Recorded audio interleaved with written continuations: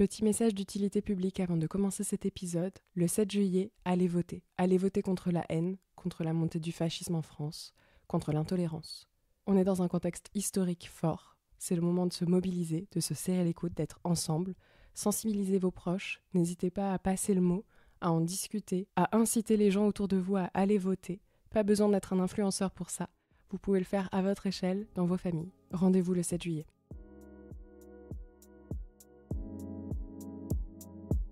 Hola, bienvenue dans Clo Clo Club, le podcast qui parle de créativité.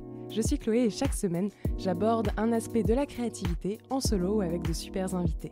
Et cette semaine, j'ai l'honneur, que dis-je, le privilège, de recevoir à mon micro Coraline, la créatrice du podcast Leur Vestiaire, à écrire au pluriel. Je vous mettrai toutes les infos sur le podcast et sur Coraline en description de cet épisode pour que vous alliez découvrir vous-même son travail. Ensemble, on a parlé de sa formation en design textile, comment elle a pris conscience des liens entre la façon de s'habiller et des codes de société, ce qui l'a d'ailleurs amené à créer son podcast Leur Vestiaire, qui donne la parole aux femmes qui pratiquent des métiers jugés masculins et qui ont des tenues de travail souvent très peu adaptées à leur morphologie.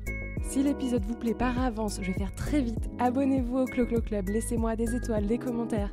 Vous pouvez même m'envoyer des mots doux sur les réseaux sociaux @CloCloClub sur Instagram, Threads et TikTok. Ça me permet de savoir ce qui vous a plu dans les épisodes, de pouvoir aussi peut-être répondre à certaines de vos questions, d'en faire un épisode, qui sait, pour la semaine prochaine. Bref, ça me permet de mieux vous connaître aussi. Vous m'écoutez toutes les semaines, vous êtes de plus en plus nombreux et nombreuses. Merci beaucoup. Et j'aimerais en savoir un petit peu plus sur vous. Donc voilà, n'hésitez pas à me faire signe.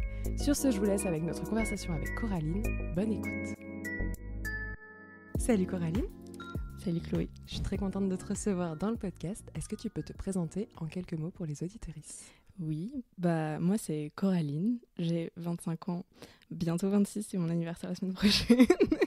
Faut que je sorte l'épisode en fait mercredi prochain pour qu'on se souhaite joyeux anniversaire à temps. Non, pas de pression. Donc j'ai 25 ans, à la base je suis designeuse textile, mais depuis pas mal de temps, mais on va dire officiellement depuis 6 mois, j'ai un podcast qui s'appelle Leur Vestiaire, et voilà, je fais ça à temps plein pour l'instant. Qui est extrêmement bien produit, vraiment allez l'écouter après cet épisode, ça vaut le détour, où tu interviews des femmes qui font des métiers dits d'hommes. Oui, c'est ça. Et des personnes d'ailleurs de manière générale, parce que je dis femmes, mais tu as aussi des personnes trans dans le podcast qui sont passées. Oui, en tout cas moi j'aimerais ouvrir le podcast à plus que des femmes, dans la première définition qu'on entend. Donc là, c'est vrai que la semaine dernière, il y a un épisode avec un homme trans qui a témoigné. En gros, dans les grandes lignes, j'interroge des femmes qui font des métiers considérés comme masculins. Ça, c'est le point de départ. Après, il y a quelques digressions. Donc, on parle de leur métier, mais on parle surtout de leurs vêtements de travail, des vêtements qu'elles portent dans ces métiers masculins, qui sont principalement des vêtements masculins aussi. Enfin, D'où le titre. C'est ça. Leur vestiaire. Au pluriel, évidemment. Oui. Trop cool. Je suis vraiment très contente de te recevoir parce que voilà, pour tout vous dire, on se parle sur Insta depuis plusieurs semaines car je suis une grosse fanzouze de son travail et du coup, je suis très contente que tu aies accepté mon invitation. Pour commencer l'épisode, j'aime bien donner une petite citation à mon invité, une citation qui m'a fait penser à cette personne et l'idée c'est que tu la lises et que tu me dises à quoi ça te fait penser. Je précise pour la tienne parce que d'habitude, c'est des citations hyper obvious pour tout le monde. Voilà, il n'y a pas vraiment tergiversé, ça reste assez compréhensible à première vue. Toi, tu vas voir, c'est parce que ça parle d'une chose en particulier. Ok, ça m'y a fait penser. Ouais. Attends, t'as tout bien plié. Alors, je lis d'abord dans ma tête pour bien le lire à vote.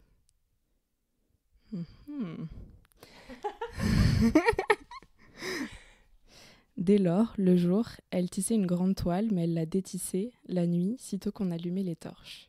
À propos de Pénélope, l'Odyssée d'Homère. Est-ce que tu vois le et les liens potentiels avec cette citation ? Lien au sens propre. Déjà, le textile, qui est la base.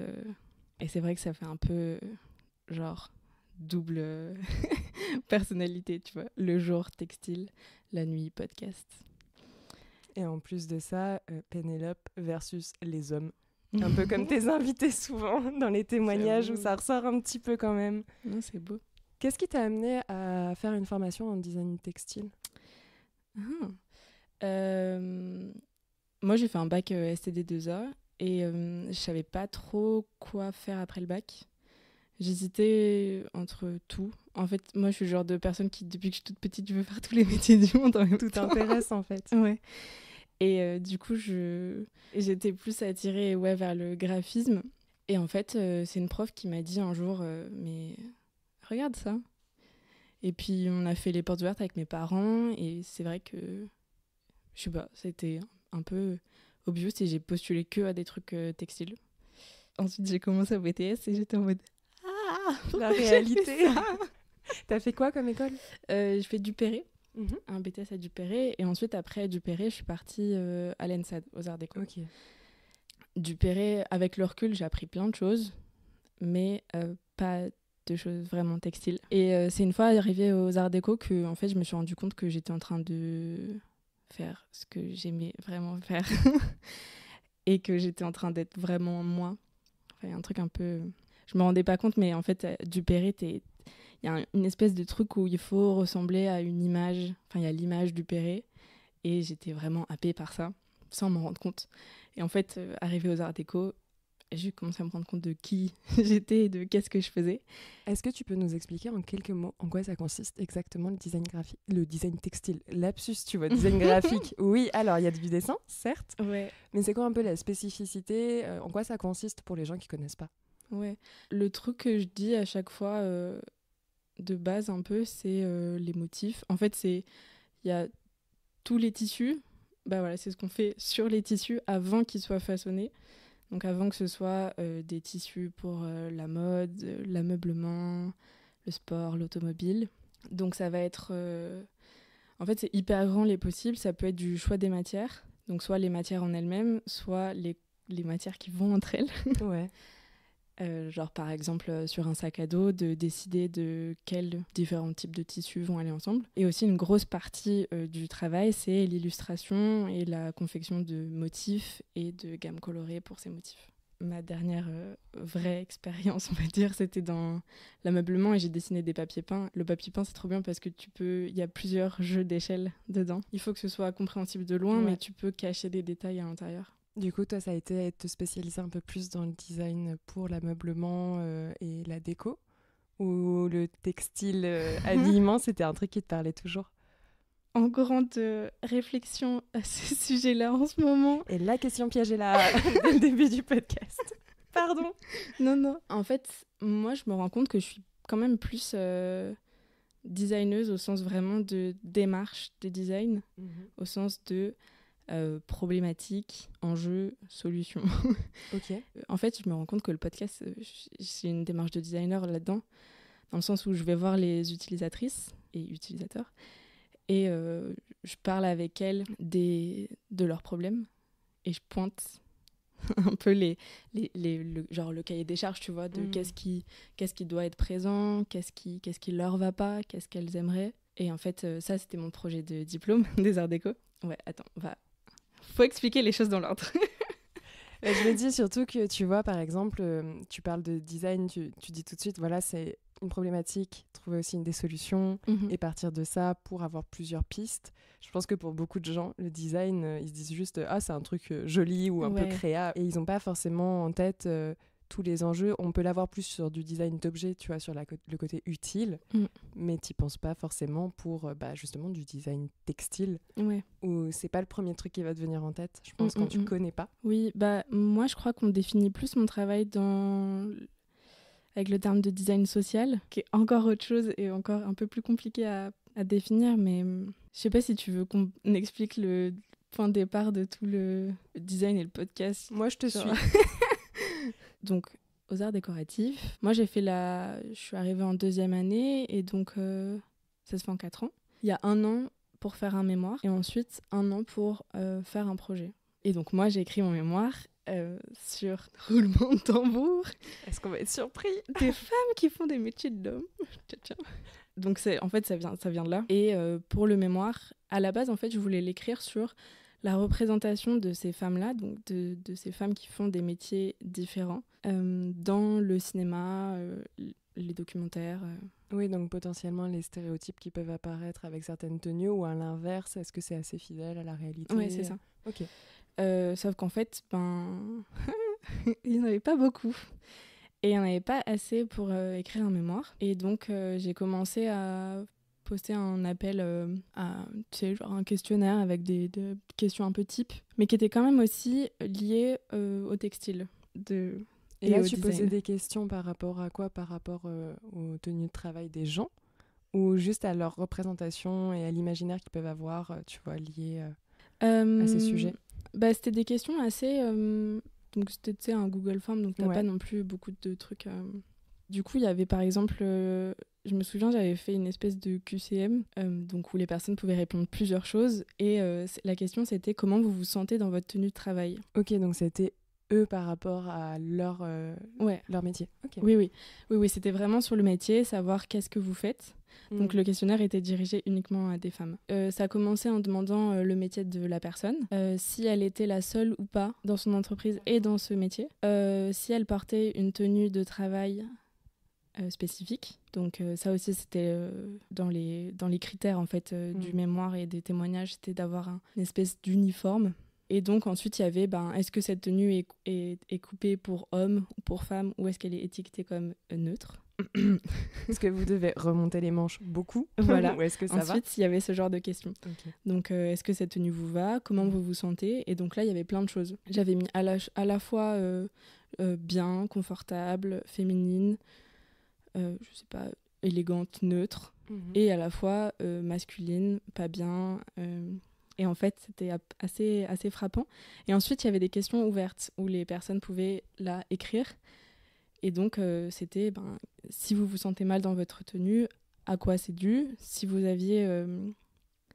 pouviez choisir votre tenue, ce serait quoi? Et si vous pouviez changer quelque chose dans votre tenue actuelle, qu'est-ce que ce serait? Donc là, on revient à des questions de design, ou savoir en fait de quoi ont besoin les personnes. Donc il y avait des personnes qui répondaient de manière hyper pragmatique, genre j'ai besoin de plus de poches, ou des personnes qui disaient je voudrais que ce soit plus cintré, qu'on voit plus ma silhouette de femme. Et ensuite, à la base, je voulais savoir en fait si les personnes qui faisaient des métiers masculins, quand elles étaient plus au travail, comment elles s'habillaient.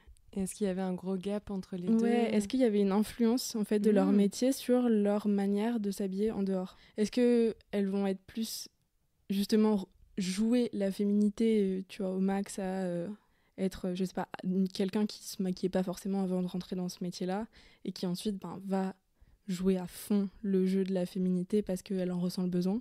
Ou est-ce que à l'inverse, le fait d'être entourée que d'hommes et d'avoir un métier hyper codé, parce qu'il y a beaucoup de ces métiers-là en fait où t'as même pas le droit de te maquiller, genre les pompiers par exemple, c'est interdit, enfin pompiers militaires, pour des raisons de normes en fait. C'est dangereux. Ouais. Mais c'est comme un fond de teint, tu brûles en fait. C'est comme t'as fait un épisode avec une femme en l'occurrence qui expliquait que elle, son truc de féminité, c'était de pouvoir se faire les ongles, mais que malheureusement elle bossait en labo et qu'à un moment, le vernis, même avec des gants, il s'est dissolu et qu'elle avait les mains rouges sang, et que vraiment ses collègues ont paniqué alors qu'en fait c'était juste le vernis. Mais effectivement, parce que après t'as aussi les contraintes de par le métier, des substances potentiellement qu'elle t'exposait, ce genre de choses en fait. Et ensuite, après ce questionnaire, j'ai pu échanger avec 10 personnes. Et donc, en fait, ça a complètement switché dans ma tête à partir de là. Où, en fait, je passais 1h30 au téléphone avec des femmes qui me racontaient des trucs, mais des trucs de malade. Et je me dis, mais je peux pas être la seule à savoir ça. Et il peut pas y avoir juste mon jury. Et en fait, comment je rends ces choses que j'ai récoltées? Donc, j'ai passé énormément de temps à tout retranscrire. Donc là, le graphisme revient, mais j'ai beaucoup réfléchi à comment mettre en page ces entretiens pour que ce soit attrayant et que ce soit, je sais pas, qu'on se sente plongé dans le truc. Et donc ça a fonctionné. J'ai eu une super bonne note pour mon mémoire. Parce que du coup, j'ai croisé donc ces témoignages, les films que j'avais récoltés, et j'ai fait quand même une espèce de benchmark, tu vois, où je suis allée voir ce que je pouvais trouver sur Internet, des vêtements de travail disponibles, et de la manière dont ils étaient vendus. En fait, il y avait une marque, je sais même plus le nom, et de toute façon je vais pas le dire, mais qui vendait les chaussures de sécurité pour femmes avec genre, tu vois, un fond violet et autour il y avait un rouge à lèvres, un mascara. Et les chaussures d'hommes, évidemment, c'était dans les conditions extrêmes, tu vois, genre... Ouais, bien sûr, c'était un bonhomme, quoi. Ouais, voilà. Est-ce qu'il y avait une différence au niveau des prix aussi ? Ça, pas trop. Et de toute façon, en fait, la plupart des fournisseurs, je pouvais pas le voir, les prix. Parce que, tu vois, côté grand public, c'est vrai que t'as la taxe au rose, qui fait que des produits roses sont plus chers que des produits bleus qui sont tout pareils. Et je me pose la question pour les tenues aussi, parce que déjà quand elles existent, ce qui est du coup, comme tu le dis, pas toujours le cas, et ensuite voir un petit peu, est-ce qu'il y a un traitement différent en fonction du tissu utilisé, des complexités de coupe, ce genre de choses. En vrai, pour les coupes, oui. Et c'est la raison pour laquelle la plupart des femmes, elles portent des vêtements masculins. Il y avait une des femmes qui avait témoigné pour le mémoire, et ensuite qui a été... là pour le diplôme, qui en fait elle travaillait pour une métropole et sur toute la métropole sur genre 300 agents il y avait 25 femmes et en fait à une échelle de métropole c'était trop compliqué de commander 30 vestes pour femmes, donc elles ont des genre énormes parkas orange de mecs. Elle est toute petite. Oui, parce qu'en plus, ça peut les engoncer dans leur... les gêner même dans leur pratique professionnelle, en fait. Oui. Ouais, clairement, il y a des problématiques en fait vraiment dangereuses, tu vois, de manches trop longues, de vêtements qui sont pas confortables, qu'il faut tout le temps réajuster. Il y avait aussi, dans mon mémoire, je me souviens, j'avais abordé tout un sujet sur le temps et le coût supplémentaire, en fait, que les femmes doivent passer à faire les ourlets de leurs pantalons. Alors que les hommes, ils vont pas forcément faire des ourlets, tu vois, même s'ils sont trop longs. Il y avait une fille qui mettait tout le temps, même l'été, elle mettait un legging sous son pantalon parce qu'elle supportait pas la matière. Et donc, j'avais écrit tout un paragraphe sur la sensibilité de la peau. Genre, est-ce que vraiment les femmes, elles ont une peau plus sensible ? Ou est-ce que c'est parce qu'on a éduqué les hommes à passer outre et pas faire attention, alors qu'une meuf, oui, plus. C'est ça. Et en fait, est-ce que eux aussi ils sont concernés par ça ? Les types de morphologie, en fait, ça concerne tout le monde. Mais du coup, pourquoi tu as choisi le prisme du genre ? Est-ce que c'était une problématique qui te parlait déjà à l'époque ? Qu'est-ce qui t'a amené en fait à aller t'intéresser aux vêtements de femmes particulièrement ? Au début, je m'en suis pas trop rendu compte et après, ma directrice, elle creusait. En fait, moi, avant cette espèce de pandémie-là, je travaillais sur des festivals de musique avec mon oncle et ma tante. Et c'était un truc que j'aimais trop parce que j'apprenais plein de choses qui changeaient et qui étaient complètement différentes de ce que moi, je faisais le reste de l'année. Moi, j'étais un peu l'assistante de mon oncle. Et tu vois, il allait me dire une 440. Moi, je sais même les noms des vis. Tu vois, c'est si spécifique. Les têtes, les tailles, tous les trucs, bref, pour justement installer en fait les décors. En plus, c'est des festivals de musique psytrance, tu vois, donc c'est des décors hyper élaborés, gigantesques. T'as des décors sur la scène, t'as des décors au-dessus. Ouais. Et c'est des choses qu'on voit pas trop dans les festivals un peu mainstream en France en tout cas. Non, parce qu'il faut prendre beaucoup de drogue pour trouver que ça bouge tout seul et les regarder phaser longtemps. C'est quand même créé pour. Du coup, pendant les festivals, moi, je restais en régie lumière et en fait, j'aimais trop ça. Et ensuite, il y avait le mémoire et j'ai fait le mémoire. Et ensuite, je suis allée regarder les photos que j'avais de ça. Et en fait, il y a une photo en particulier où je me disais, mais en fait, je suis habillée exactement comme mon oncle. On est exactement pareil. Et au-delà du fait que on était peu de meufs, genre il y avait ma tante et moi, et que la plupart du temps ma tante elle faisait sa live, tu vois, elle était pas forcément tout ce que je faisais moi. Je m'étais jamais rendu compte sur le moment que j'avais tout fait pour lui ressembler. Parce que c'était pas le genre de tenue que t'aurais porté en temps normal ? Enfin, non, pas plus que ça quoi. Non, tu sais, j'étais allée à Decathlon m'acheter des pantalons de randonnée pour avoir plein de poches, mais j'avais pris les pantalons gris sans forcément savoir la régie. Maintenant, j'ai eu d'autres expériences pro où j'ai un peu plus travaillé en régie, où j'apprends qu'en fait, il faut s'habiller en noir quand tu travailles dans le monde du spectacle. Mais en fait, ça, je ne le savais pas. Je ne l'avais pas fait exprès. Et du coup, voilà. Donc, tout est parti de là. Et du coup, c'est pour ça que le premier épisode du podcast, c'est avec ma tante. Et on parle de tout ça. Parce qu'elle, à l'inverse, elle est hyper féminine. Elle a... Après, je pense qu'il y a aussi un aspect au corps qui est différent, tu vois. Elle est en petite brassière, petit short, et elle s'en fout complètement de ce qu'on peut dire. Toi, tu t'en fous pas ? Non, moi, Maintenant, ça va mieux. Mais à l'époque, je me sentais vraiment pas de m'habiller comme ça. J'étais prête à avoir des traces de bronzage horribles.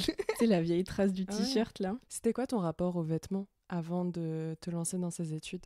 Bah justement, en fait, moi, depuis toute petite, je disais que je voulais être styliste. Je dessinais, là, j'ai retrouvé des carnets que j'avais quand j'avais 6 ans, où je dessinais la tenue pour jardiner, la tenue pour aller aux courses, la tenue pour aller au marché. C'est trop mignon. Donc, ouais.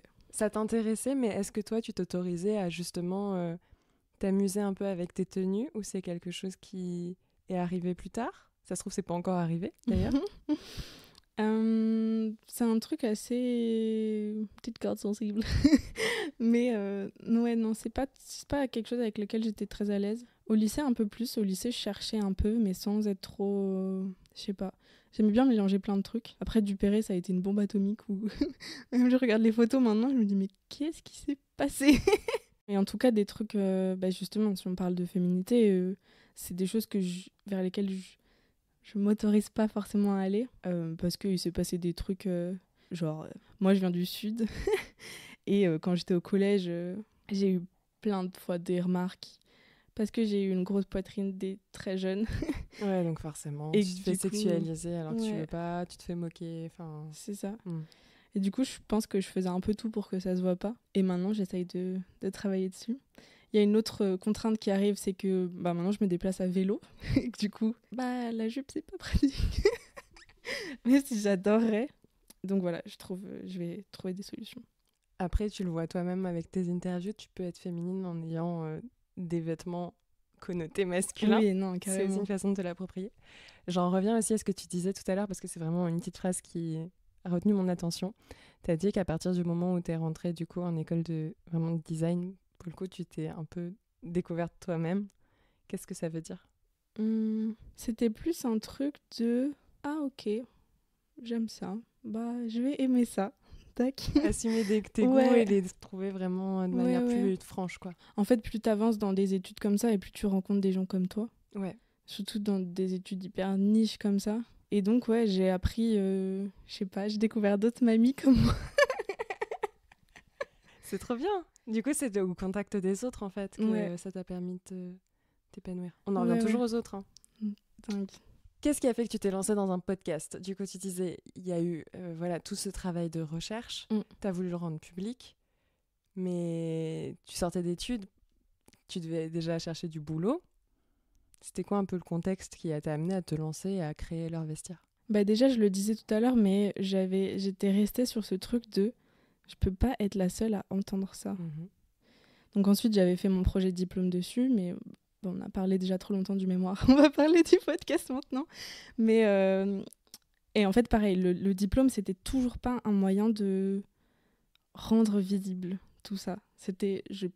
Là, c'était vraiment des trucs où mon diplôme, c'était vraiment je cherchais des solutions textiles aux problèmes qui avaient été abordés. Et après le diplôme, j'ai postulé à des concours pour faire voir le projet.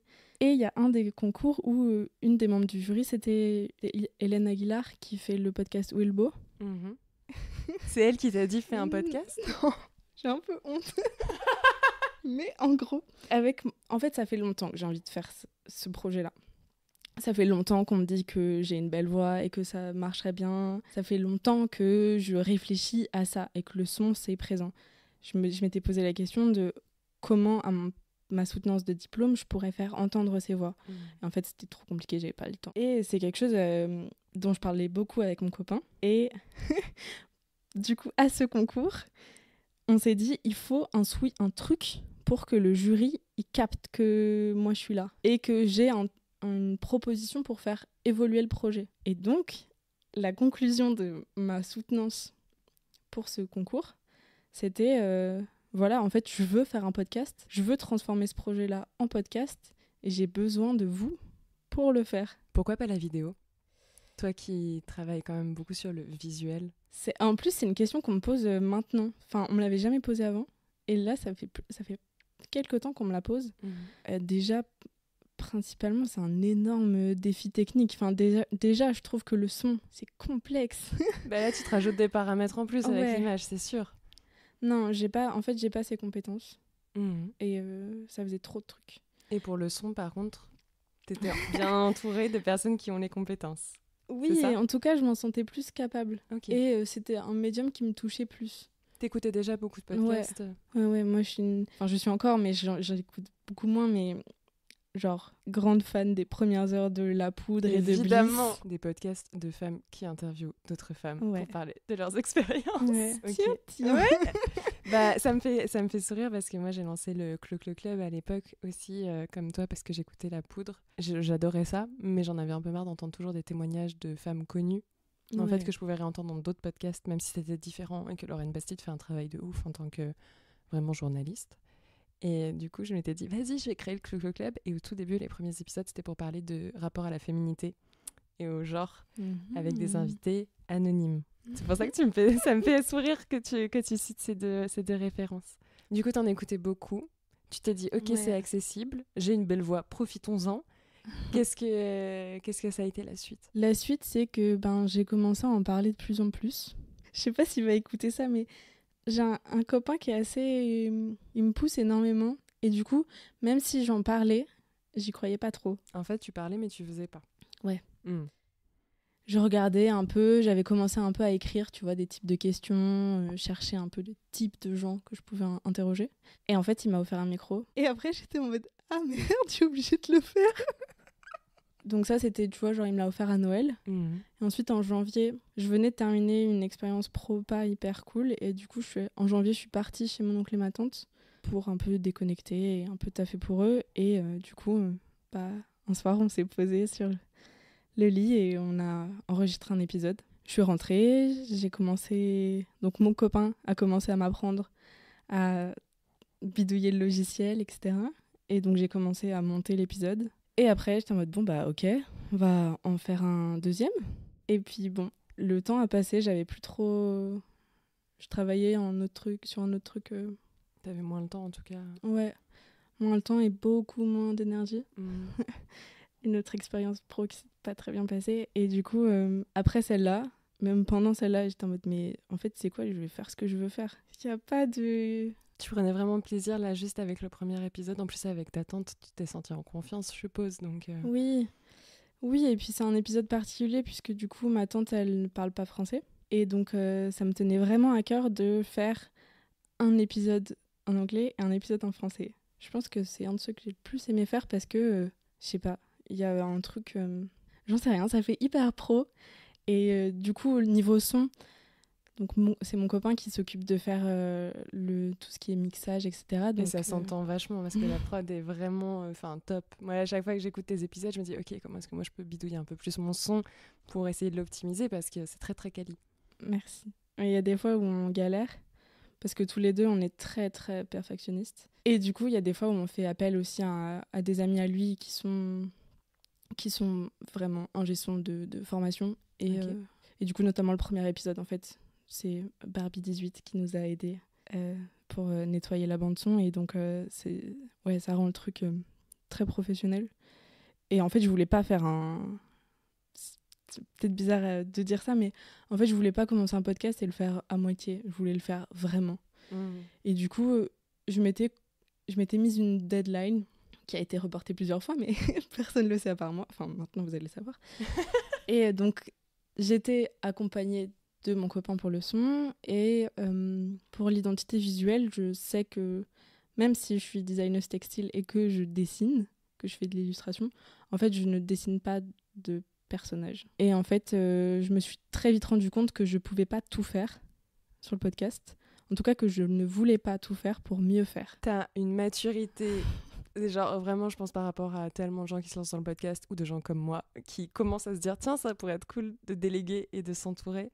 C'est trop bien que tu aies eu ces réflexes-là dès le début. Je pense que c'est un enseignement hyper précieux, déjà là, pour toutes les personnes qui sont en train de t'écouter. Parce que vraiment, peu importe le projet, en fait, entourez-vous et faites appel à des gens qui ont les compétences et qui peuvent vous aider, quoi.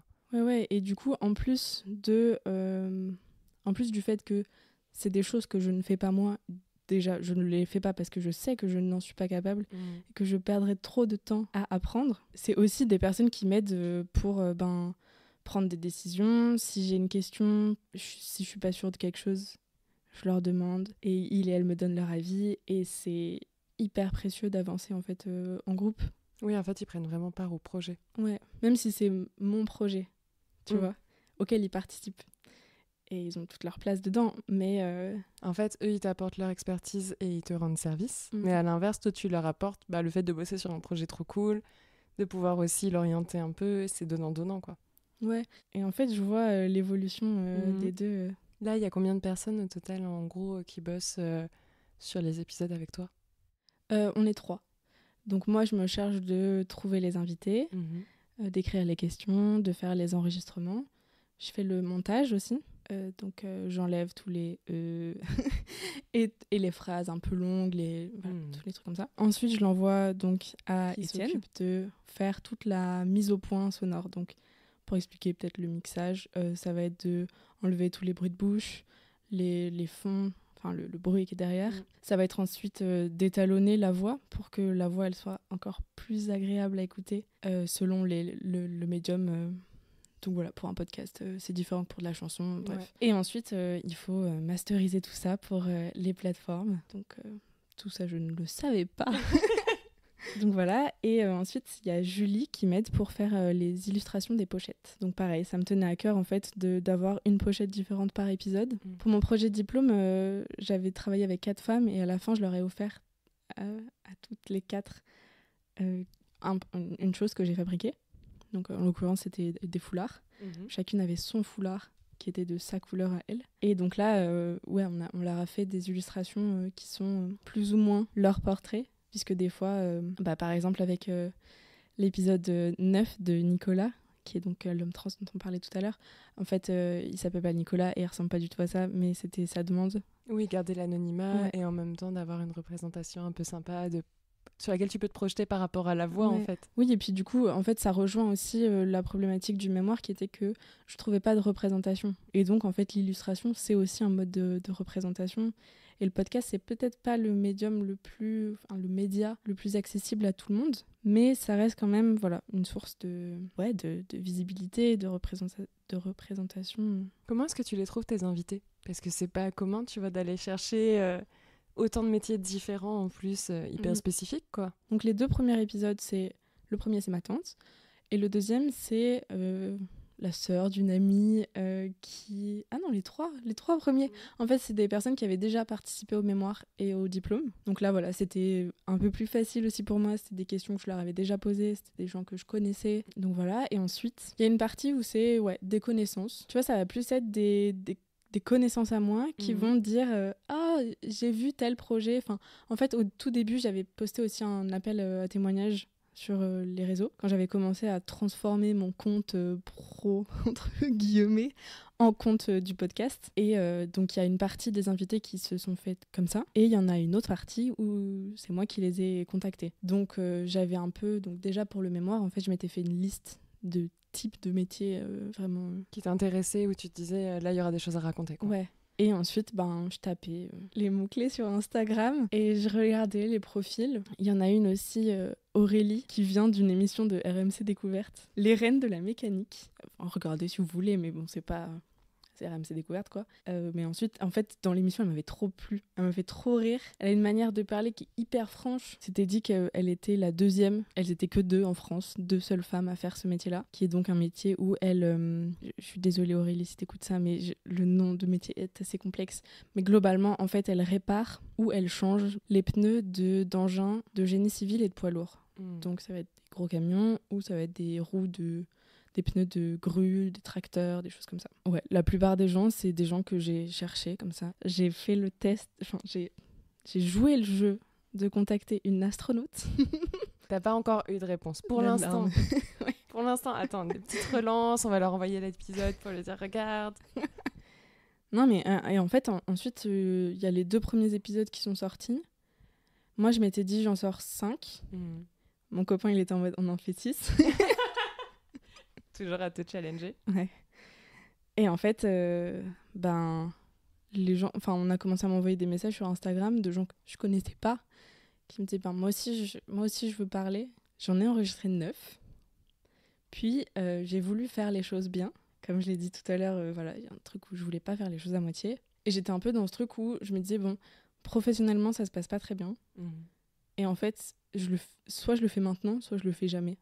Mais si je commence à travailler et avoir une vie de bureau, tu vois, je vais pas... C'est plus difficile d'allier les deux. Ouais. Très clairement.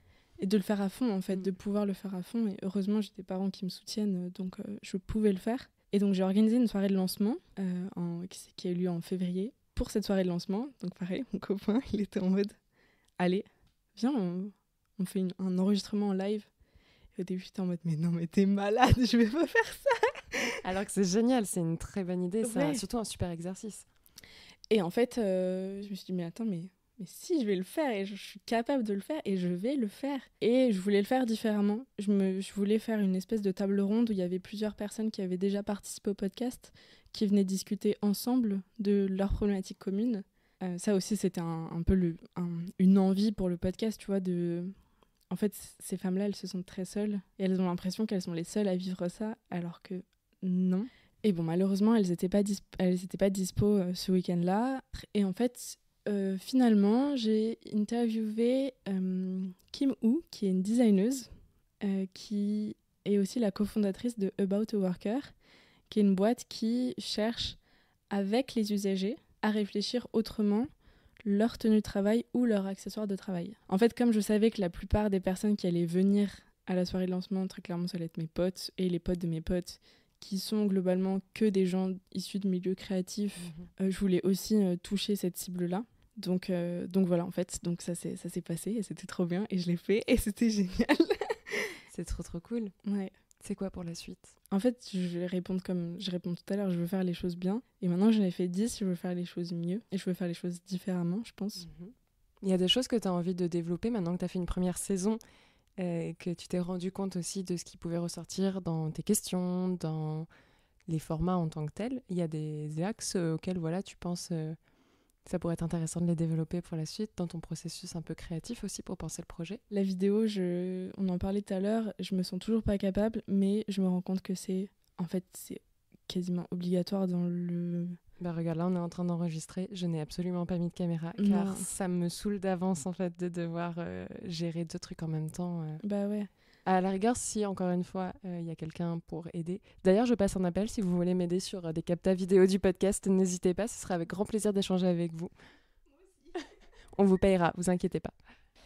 Ouais, autre problématique ça. Ouais, parce que ça coûte de l'argent. Ouais, ça on en a pas parlé, mais...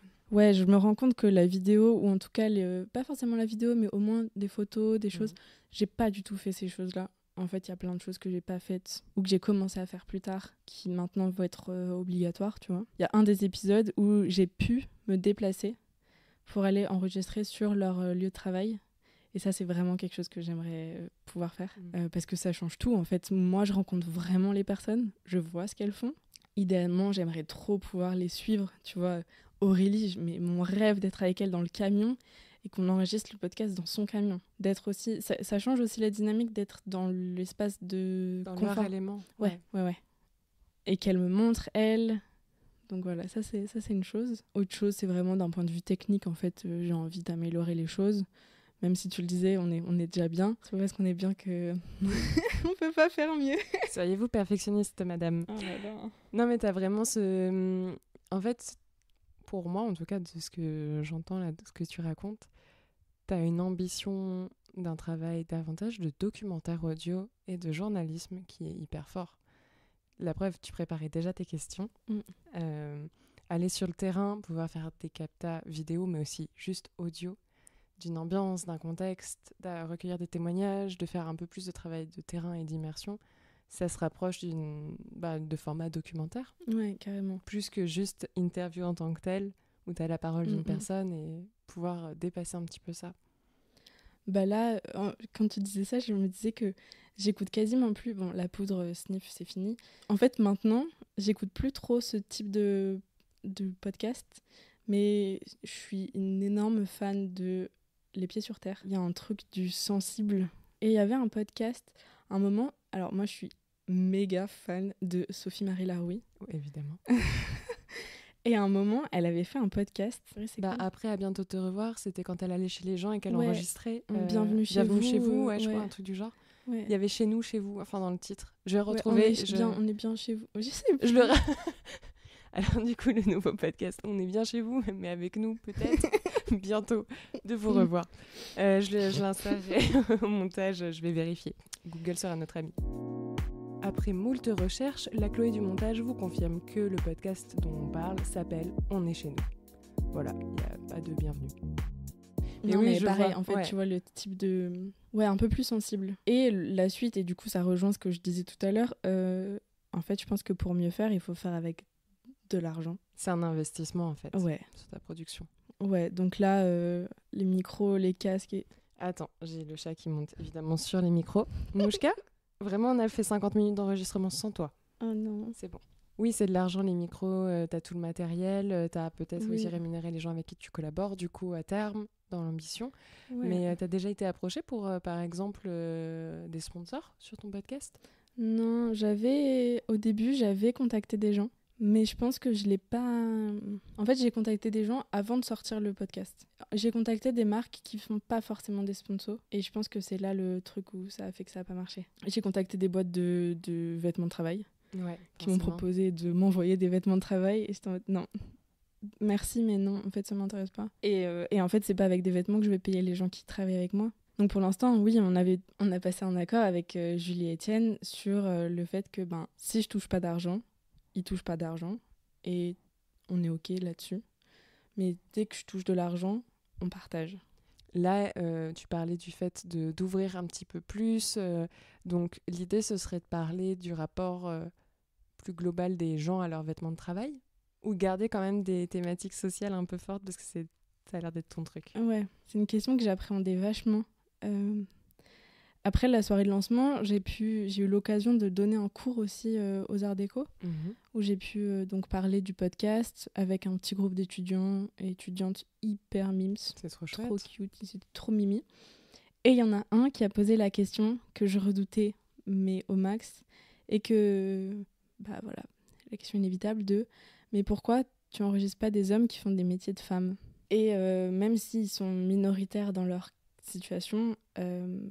En fait, j'ai pas, on va dire clairement les choses.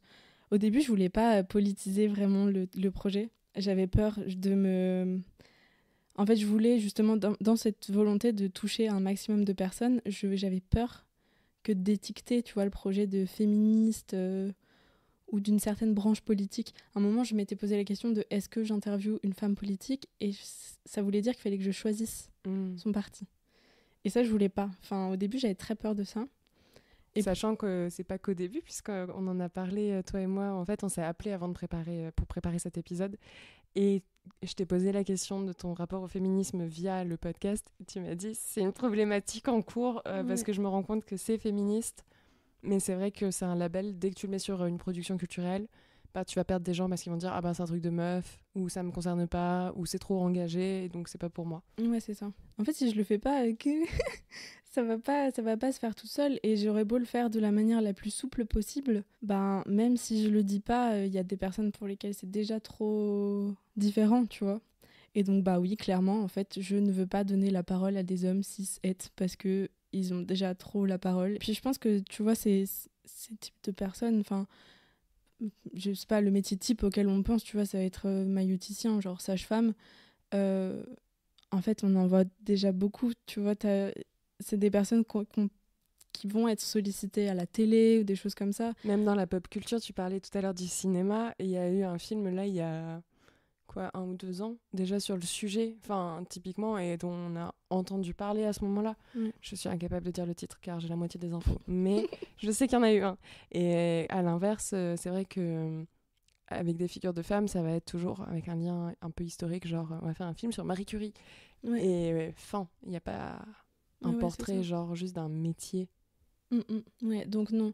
Des gens, non, mais des femmes et des personnes queer, oui.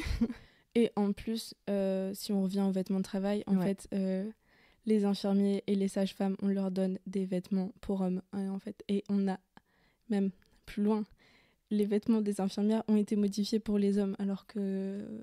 Est-ce que vous avez déjà vu un homme dans un hôpital avec une blouse cintrée ? Ça leur irait si bien. Ça reboucle aussi avec ce que tu publies à chacun de tes épisodes sur ton compte Instagram. Là encore, je mettrai le lien en description de l'épisode. Tu partages aussi beaucoup de statistiques et d'études en fait chiffrées pour que vous ayez aussi conscience de... C'est cool d'écouter un témoignage avec une personne, c'est même essentiel, mais ça fait écho à des chiffres et à une réalité aussi statistique. Pour ceux qui sont encore pas tout à fait convaincus, qui disent non mais ça c'est que du ressenti personnel, il y a des chiffres et toi tu les mets en plus en images. Là récemment tu as balancé des chatons mignons car on en avait besoin, car les chiffres étaient très déprimants, mais c'est quelque chose en plus qui étaye ton propos et que tu tends à vulgariser, et merci pour ça. Oui. Un passage. Bah, je pense, je veux pas trop m'avancer non plus, mais je pense que avant la sortie de la saison 2, je vais plus faire des choses comme ça. Et on parlait de vidéos encore. Mais je pense que je vais, maintenant que en attendant en fait d'enregistrer d'autres épisodes, je pense que je vais plus prendre le temps de faire ça. Ouais, carrément. Pour un peu établir les bases. Et en fait, il y a plein de choses que je trouve, il y a plein d'études, il y a plein de choses que je lis qui sont pas accessibles, ou en tout cas qui sont... Il faut chercher et vulgariser, c'est un peu... C'est ça. On va terminer le podcast avec une petite question. J'aime bien terminer sur un peu une question portrait chinois, tu vois. Ok. Ce serait quoi ta tenue de travail idéale ? Et sachant qu'en plus, le podcast, je travaille chez moi. Évidemment. On pourrait penser que c'est en jogging. Et la plupart du temps, j'avoue, je travaille en jogging. Mais en fait, je me sens pas bien dedans. C'est bête, hein, mais en fait, non, c'est pas bête. Il faut que j'arrête de me décrédibiliser. Mais en fait, le vêtement, ça a aussi ce truc, et en tout cas l'image, ça a aussi ce truc de puissance, tu vois.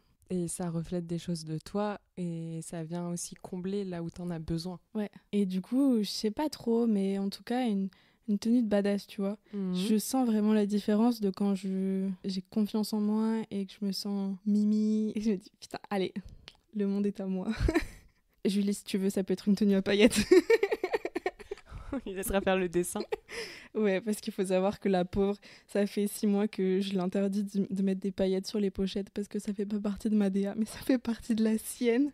Julie, vu qu'on se connaît un peu, si tu veux, tu peux illustrer cet épisode. Voilà, j'utiliserai l'illustration à défaut d'une photo. Bah, merci beaucoup. Merci à toi.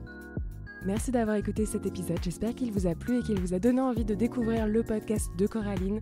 Franchement, je vous le recommande une nouvelle fois, je le trouve vraiment très chouette, hyper intéressant et super bien produit. Vraiment, on voit qu'il y a un beau travail d'équipe derrière tout ça. De mon côté, je suis solo, donc si jamais le podcast vous plaît, n'hésitez pas à le manifester, vous pouvez me laisser des étoiles, des commentaires, vous abonner au podcast, partager des épisodes autour de vous à vos proches. Le bouche à oreille, ça compte beaucoup pour faire croître un podcast et lui donner plus d'écoute. Vraiment, c'est très précieux pour soutenir mon travail. Merci d'avance. Vous pouvez aussi me rejoindre sur les réseaux sociaux, @clocloclub sur Instagram, Threads et TikTok. Et moi, je vous dis à mercredi prochain pour un nouvel épisode. Bye!